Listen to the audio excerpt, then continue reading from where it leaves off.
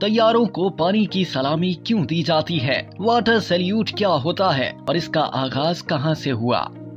आपने किसी news channel या सोशल मीडिया पर गर्दिश करती वीडियोस में हवाई अड्डों पर तैयारों को वाटर सैल्यूट देते हुए देखा होगा। तो क्या कभी आपके जहन में ये सवाल उभरा कि वाटर सैल्यूट या पानी की सलामी होती क्या है और ये किस मकसद के लिए दी जाती है? तो आइए इस वीडियो में हम आपको बताते हैं। दरअसल एयरपोर्ट्स पर किसी सेंटर पायलट या एयर ट्रैफिक कंट्रोलर की रिटायरमेंट के मौके पर उसे एजाज के तौर पर वाटर सैल्यूट दिया जाता है। इसके अलावा किसी एयरपोर्ट पर किसी एयरलाइन की पहली या आखिरी परवाज, किसी मखसूस किस्म के तैयारे की पहली या आखिरी परवाज के मौके पर भी एहतरामन इसी तैयारे को पानी की सलामी दी जाती है। इसी तरह जुलाई 2018 में जब उस वक्त का दुनिया का सबसे बड़ा मुसाफिर बरादर तैयारा पहली बार इस्लामाबाद के न्यू एयरपोर्ट पर लैंड हुआ तो उसे वाटर सैल्यूट दिया गया था। इमारात एयरलाइन के उस एयरबेस A380 में दुबई के शाही खानदान के अफराद के अलावा अबूजेबी में पाकिस्तानी सफीर और दीगर आला शख्सियात सवार थीं। वाटर सैल्यूट नामी इस रस्म या रिवायत का आगाज कब और किस जगह से हुआ था? इस सवाल का कोई हतमी या मुसद्दिका जवाब नहीं मिला।